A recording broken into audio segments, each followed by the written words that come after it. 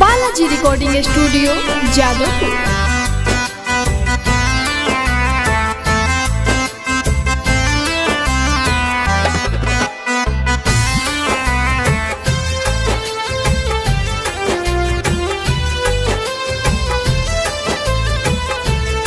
रोज phone करके पूछतिया हलिया, रोज फोन करके पूछतिया हलिया, वीडियो कॉल करके रोवेले कजलिया, हाय वीडियो कॉल करके रोवेले कजलिया।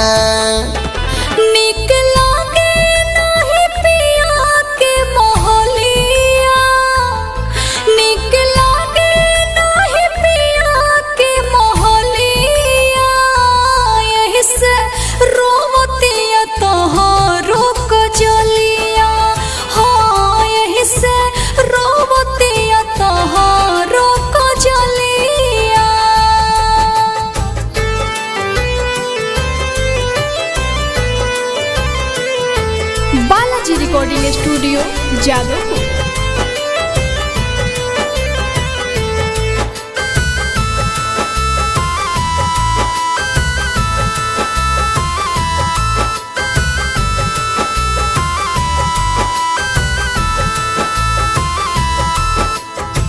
रहे जदि प्यार हमसे त छोड़ दी हलुका है, आजो दीवाना दिल तोहरे के चाहे।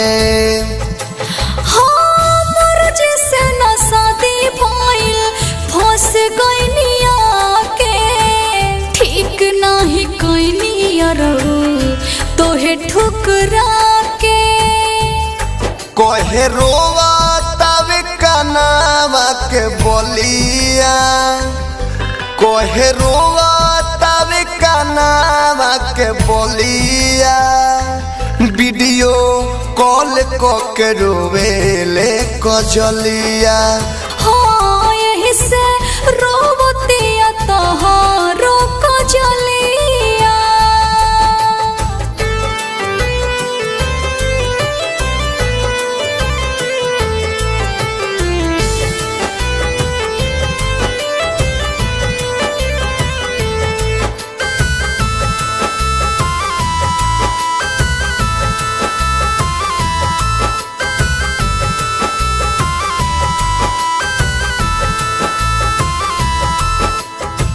पीले शराब जिंदगी कोइलू खराब हो, तारा बिना सूखा पड़ल दिल के तालाब हो। कोरोनी के फल मिला कहीं के न भइनी, सुन रस घर अपना यारों के गवैनी। विदेशी यादों सुखल प्यार वाला डोलिया, विदेशी यादों सुखल प्यार वाला डोलिया, वीडियो कॉल करके रोवेले कजलिया। हाँ यही से रोवतिया तोहरो कजलिया। Balaji recording studio